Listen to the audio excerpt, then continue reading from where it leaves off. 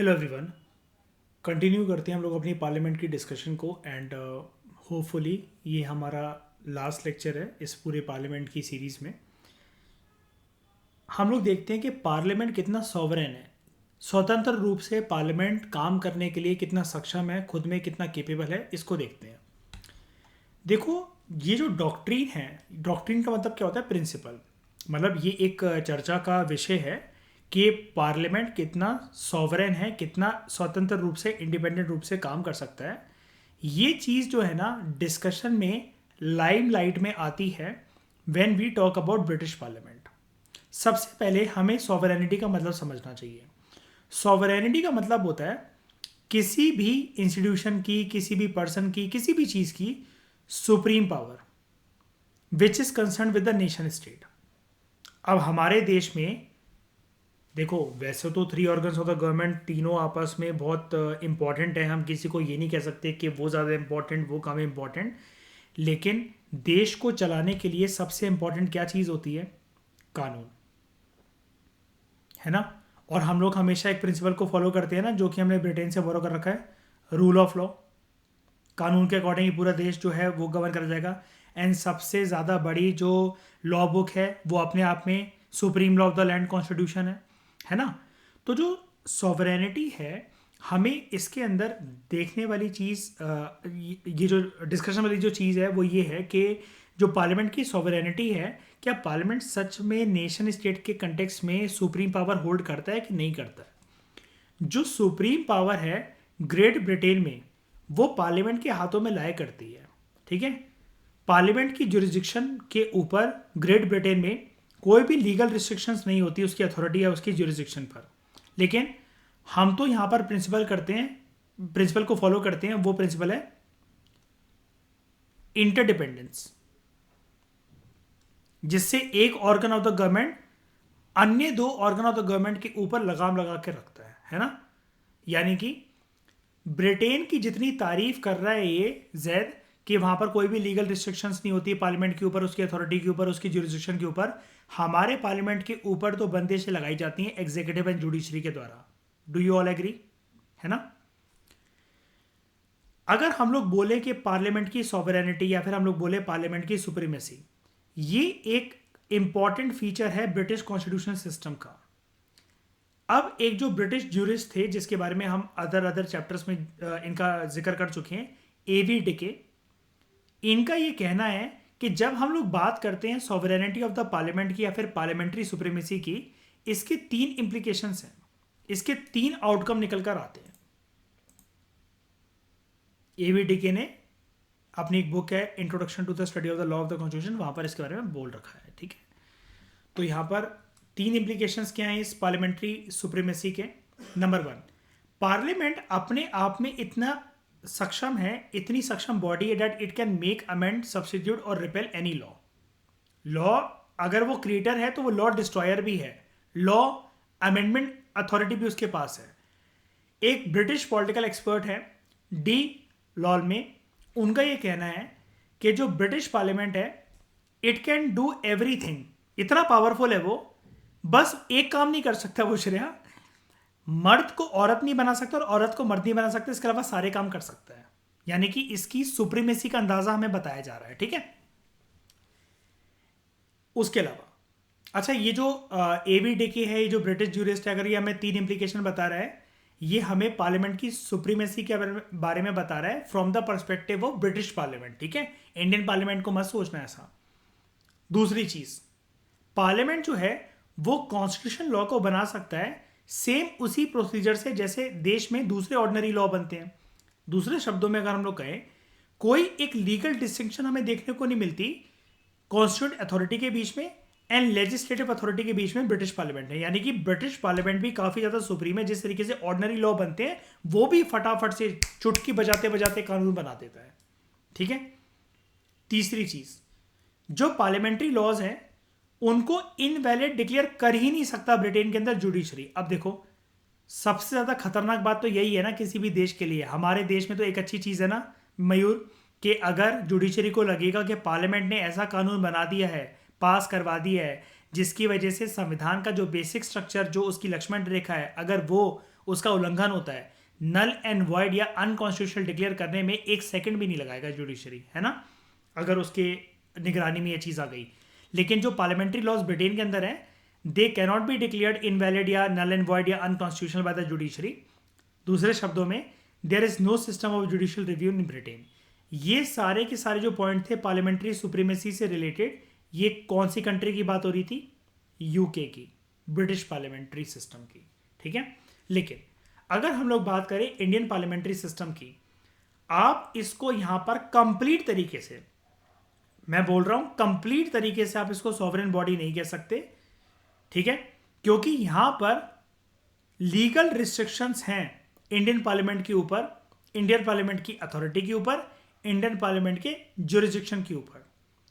अब ऐसे कौन कौन से फैक्टर्स हैं जो कि लिमिटेशन लगाते हैं इंडियन पार्लियामेंट की सॉवरेनिटी के ऊपर?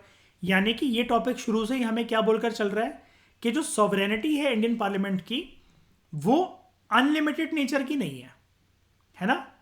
स्वतंत्र है पार्लियामेंट, लेकिन यहां पर हमें अदर 2 ऑर्गन्स के द्वारा यहां पर चेक्स एंड बैलेंसेस का भी सिस्टम देखने को मिलता है, क्योंकि there is principle of interdependence, है ना।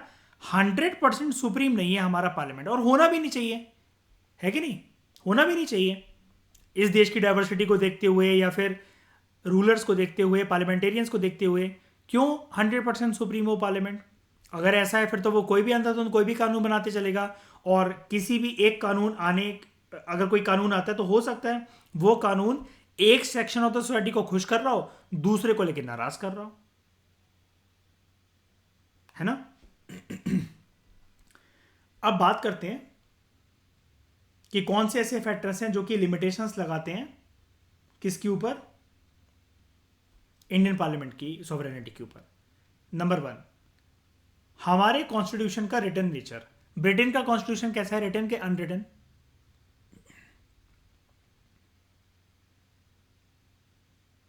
अनरिटन कॉन्स्टिट्यूशन है, वहां कॉन्स्टिट्यूशन लिखा नहीं हुआ है, ठीक है। हमारे देश में जो कॉन्स्टिट्यूशन है वो fundamental law of the land है। अभी मैंने बताया ना कुछ देर पहले, supreme law of the land हमारे देश में कॉन्स्टिट्यूशन ही है। हमारे देश में कोई भी जो कानून है और जो संविधान खुद है, संविधान ने यह बोल रखा है कि जितने भी ऑर्गन्स, जितने भी इंस्टीट्यूशन, जितने भी बॉडीज हैं देश के अंदर, उनकी एक अथॉरिटी को, उनके एक पावर एंड फंक्शन के पूरे एरेना को डिफाइन कर रखा है। Specially 3 organs of the union government को, यानी कि लेजिस्लेचर, एग्जीक्यूटिव एंड जुडिशरी, लेज को, ठीक है। एंड उनके बीच में इंटर रिलेशनशिप कैसा होगा? पार्लियामेंट जो है उसे ना उन्हीं दायरों के अंदर रहकर काम करना पड़ता है जो कि संविधान ने प्रिस्क्राइब कर रखी है, ठीक है। और पार्लियामेंट की legislative authority, law making authority, और उसकी कॉन्स्टिट्यूंट अथॉरिटी, यानी कि ऐसी कोई चीज जो कि कॉन्स्टिट्यूशन के ऊपर इंपैक्ट डाले, वो चीज वेल डिफाइंड है। जैसे आपको पता है ना, कॉन्स्टिट्यूशन अमेंडमेंट बिल कितना टफ प्रोसीजर है उसको लाने का, उसको एक्ट बनवाने का, है ना। ऐसा थोड़ी ना कि पार्लियामेंट ने सोचा कि संविधान की इस चीज को हमें अमेंड करना है ना जैद, इस पन्ने को फाड़ के दूसरा पन्ना लगाना है, ये चुटकी बजाते थोड़ी ना ये वाला काम हो जाएगा। उसका भी एक वेल डिफाइंड मैनर है कि नहीं है। Moreover, to effect certain amendments of the constitution, अगर संविधान के अंदर कुछ अमेंडमेंट्स आनी ही हैं तो प्रोसीजर इतना टफ है कि half of the consent of the state legislature is also required. And ये टफ प्रोसीजर कौन से आर्टिकल के अंदर डिफाइंड है? वैसे आर्टिकल 368। ब्रिटेन के अंदर on the other hand constitution ना ही रिटन है, ना ही आप उसको ऐसा बोल सकते हो it is like a fundamental law of the land, ठीक है। हमारे देश के अंदर फिर जो फेडरल स्ट्रक्चर है, फेडरल सिस्टम में सरकार का वो, what do you mean by federation? Power is divided between centre and state. बड़ा कौन इनमें से, सेंटर के स्टेट? कोई भी नहीं। अरे यार श्रेया, कोई भी नहीं, अपने रिस्पेक्टिव रहने के अंदर दोनों वो है। एंड तक जाते जाते तुम ये कह रहे हो पूरी महाभारत सुन ली, फिर पूछो श्री कृष्ण कौन थे। India has a federal system of government. क्या चीज? नहीं, थ्योरेटिकली नहीं है, देखो प्रैक्टिकली भी देखो, वो सिर्फ आप अगर देखो, अगर आप थ्योरेटिकली भी कहना चाह रहे हो ना, आप प्रैक्टिकल कंसिडरेशन भी इसकी देख लो, सिर्फ इमरजेंसी सिचुएशन के अलावा कहीं पर भी आपको फेडरल स्ट्रक्चर चेंज होता हुआ नहीं दिखेगा। और इमरजेंसी में तो नेसेसिटी कंडीशन होनी भी चाहिए श्रेया, मयूर, है कि नहीं? वहां पर अगर डिसीजन मेकिंग के अंदर अगर मैंने डिले करा ना कि हम वेस्ट बंगाल सरकार से पूछ ले, इससे पूछ ले, उससे पूछ ले, तब तक पता चला देश की इज्जत आबरू लुट गई सब। तो India has a federal system of government with a constitutional division of powers between union and states. ठीक है, दोनों को अपने रिस्पेक्टिव एरेना के अंदर ऑपरेट करना पड़ता है।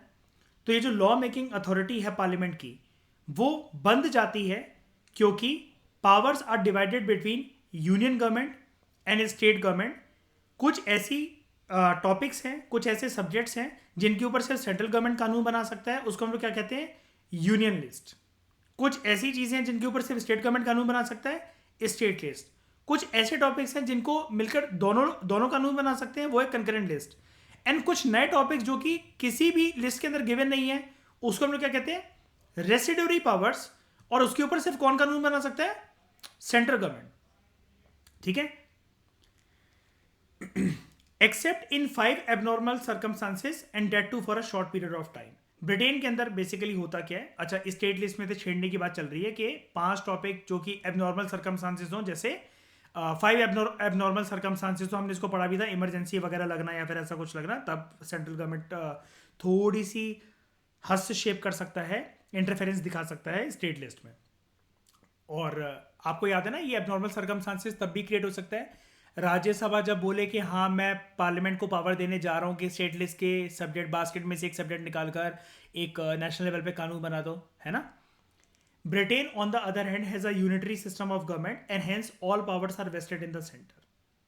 हमारे यहाँ क्या है, सारी की सारी पावर के सेंटर को दे रखी है। यूनिटरी सिस्टम है क्या, नहीं जी, फेडरल सिस्टम है and power are divided between centre and states. उसके बाद सबसे प्यारी चीज, सिस्टम ऑफ जुडिशियल रिव्यू। हम लोगों ने, मतलब संविधान निर्माताओं ने, एक इंडिपेंडेंट जुडिशरी को अडॉप्ट कर रखा है। ठीक है, और उसको एक पावर भी दे रखी है, पावर ऑफ जुडिशियल रिव्यू। ये जुडिशियल रिव्यू की पावर जो है वो पार्लियामेंट की अनलिमिटेड पावर को, पार्लियामेंट की अटमोस्ट सुप्रीमेसी को, सॉवरेनिटी को लिमिट करता है कि पार्लियामेंट ने अगर कोई कानून बना दिया है वो 100% सुप्रीमेसी के साथ लागू नहीं हो सकता। अगर सुप्रीम कोर्ट और हाई कोर्ट को अगर ये लगा कि पार्लियामेंट के द्वारा बनाए गए कानून जो हैं वो देश तो नहीं, मतलब संवैधानिक बेसिक स्ट्रक्चर को वायलेट करते हैं और लक्ष्मण रेखा को लांघते हैं, तो उसे कोर्ट जो है वो नल एंड वॉइड डिक्लेयर कर सकते हैं, अल्ट्रा वायर्स डिक्लेयर कर सकते हैं, अनकॉन्स्टिट्यूशनल होता है इसका मतलब, ये फ्रेंच वर्ड है अनकॉन्स्टिट्यूशनल। ठीक है, एंड सुप्रीम कोर्ट के पास ये जो पावर होती है वो होती है आर्टिकल 32 के अंतर्गत, एंड हाई कोर्ट के पास ये जो पावर होती है वो होती है आर्टिकल 226 के अंतर्गत। ठीक है, अगर पार्लियामेंट कोई ऐसा कानून बनाता है if it contravenes, if it interferes with any provision of the constitution. और जैसा कि अभी आपने ऊपर देखा, there is no system of judicial review in Britain. जो ब्रिटिश के जो कोर्ट्स हैं, they have to apply the parliamentary laws to specific cases. ना वो उसकी कॉन्स्टिट्यूशनैलिटी को एग्जामिन करते हैं, कितने वो लीगल हैं, कितने रीजनेबल हैं, कितने लॉजिकल हैं, ऐसा कुछ भी नहीं है, क्योंकि वहाँ पर कोर्ट के पास कोई पावर ही नहीं है पार्लियामेंट्री लॉज को क्रॉस चेक करने की। ठीक है, फिर मौलिक अधिकार, फंडामेंटल राइट्स। पार्लियामेंट की जो अथॉरिटी है वो एक और चीज़ से रिस्ट्रिक्टेड है कि हमारे देश में जो मौलिक अधिकार हैं वो जस्टिशिएबल है। जस्टिशिएबल का मतलब क्या होता है, अगर ये वायलेट हो गए तो you have the power to directly go to supreme court. सबसे बड़ी बात तो सुप्रीम कोर्ट ही बोलते ना ज्यादा, है ना, तो हाई कोर्ट तो वैसे भी आ जाएगा। और ये चीज़ फंडामेंटल राइट्स दे रखे हमारे देश के पार्ट 3 ऑफ द कॉन्स्टिट्यूशन के अंदर। आर्टिकल जो 13 है वो प्रोहिबिट करता है स्टेट को कि स्टेट कोई भी ऐसा कानून नहीं बना सकता जिसकी वजह से लोगों के फंडामेंटल राइट्स टोटल तरीके से छिन जाएं, वो भंग हो जाए।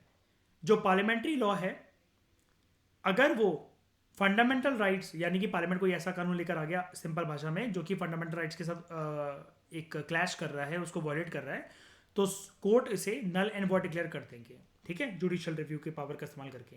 ब्रिटेन के अंदर ऑन द अदर एंड कोई भी कोडिफिकेशन नहीं है, कोई भी फंडामेंटल राइट्स ऐसे नहीं कि वो जस्टिशिएबल हो, अगर वो वायलेट हो जाए तो आप कोर्ट जा सको। ब्रिटिश पार्लियामेंट जो है it has not made any law जो कि ले डाउन करे कि फंडामेंटल राइट जो है वो सिटीजन्स के वो जस्टिशिएबल है कि नहीं है। हाउएवर इसका मतलब ये नहीं है कि ब्रिटिश सिटीजन के पास कोई राइट ही नहीं है। तो हालांकि वहाँ पर कोई भी चार्टर नहीं है, कोई भी ऐसा कुछ डॉक्यूमेंट नहीं है, संवैधानिक डॉक्यूमेंट जो कि ब्रिटेन की बात हो रही है, ठीक है, संवैधानिक डॉक्यूमेंट ब्रिटेन के अंदर नहीं है जो कि गारंटी करे लोगों के राइट्स को। लेकिन ब्रिटेन के अंदर there is maximum liberty in with respect to the existence of the rule of law. अब ये चीज़ें एक बात बताओ ना श्रेया, ये तो थ्योरेटिकल चीज़ें हो गई ना, यानी कि ये तो लक फैक्टर के भरोसे चल रही है लोगों की ज़िंदगी वहाँ पर, है ना। क्योंकि अगर कल को सच में क्लैश हो जाता है तो लोगों को तो एक स्कोप ही नहीं पता ना, एक मैकेनिज्म ही नहीं पता ना कि वो न्याय की उम्मीद लेकर जाए कहां पर। हमारे यहां तो डायरेक्टली सुप्रीम कोर्ट बोलता है आ जाओ, सबसे बड़े न्यायालय के पास आ जाओ, है ना। Therefore even though nomenclature and organisational pattern जो है हमारे पार्लियामेंट का वो बिल्कुल सिमिलर है, ब्रिटिश पार्लियामेंट से मिलता जुलता, लेकिन दोनों के पार्लियामेंट के स्ट्रक्चर के बीच में, ब्रिटिश पार्लियामेंट और इंडियन पार्लियामेंट, हमें सब्सटेंशियल डिफरेंसेस देखने को मिलते हैं यहाँ पर। वो क्या है? इंडियन पार्लियामेंट को हम लोग कह सकते हैं कंक्लूजन में, it is not a sovereign body. उतनी सॉवरेन नहीं है जिस सेंस में हम लोग ब्रिटिश पार्लियामेंट को कंप्लीट तरीके से सॉवरेन कह सकते हैं। एंड ब्रिटिश पार्लियामेंट के बिल्कुल विपरीत जाते हुए जो अथॉरिटी और जुरिस्डिक्शन है इंडियन पार्लियामेंट की, वो डिफाइंड है, वो लिमिटेड है, वो रिस्ट्रेंड है। ये टॉपिक को सुन के आपको क्या लगा? ये चीज अच्छी चीज है कि बुरी चीज है? हमें ब्रिटिश पार्लियामेंट्री मॉडल पे अडॉप्ट कर जाना चाहिए या फिर उनको हमसे कुछ सीखना चाहिए? बताओ, उनको हमसे सीखना चाहिए। क्योंकि देखो, जुडिशियल रिव्यू का आना, फंडामेंटल राइट्स का डालना और पार्लियामेंट के ऊपर रेस्ट्रिक्शंस एंड कंट्रोल रखना, ये तो अच्छी चीज़ है, राइट? ठीक है। उसके बाद in this regard Indian parliament जो है वो हमारा सिमिलर है to the American legislature known as Congress. USA के अंदर जो सॉवरेनिटी होती है कांग्रेस की, पार्लियामेंट की, वो लीगली रिस्ट्रिक्टेड होती है by the written character of the constitution, federal system of the government, system of judicial review and bill of rights. America में जिसको बिल ऑफ राइट्स बोला जाता है, हमारे देश में उसकी डेफिनेशन चेंज होकर क्या बन जाती है? Fundamental rights. ठीक है।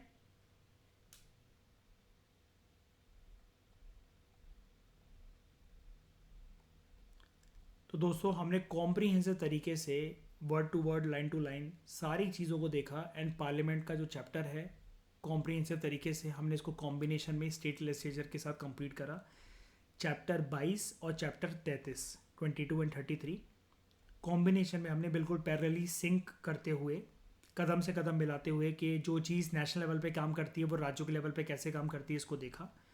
और पार्लियामेंट का सबसे ज़्यादा कॉम्प्रिहेंसिव चैप्टर, जहाँ तक मुझे लगता है कि पूरे आज तक यूट्यूब की सीरीज़ पे सिर्फ मैंने चलाया है, एंड वर्ड टू वर्ड आपको कोई दिक्कत नहीं होने वाली। आप बुक को बगल में रख के बैठो, जिस भी लाइन, जिस भी शब्द में दिक्कत है आपको एनालिसिस में, आपको सब कुछ यहाँ पर कंप्लीट इन्फॉर्मेशन मिल जाएगी। कुछ चीज़ों में अगर गलती हो तो आप वो कमेंट बॉक्स में मुझे बता सकते हैं, ताकि मैं भी कुछ सीख सकूँ, या फिर अगर मुझसे कोई गलत चीज़ इंटरप्रेट हो गई हो तो मैं भी अपने आप को इम्प्रूव कर सकूँ।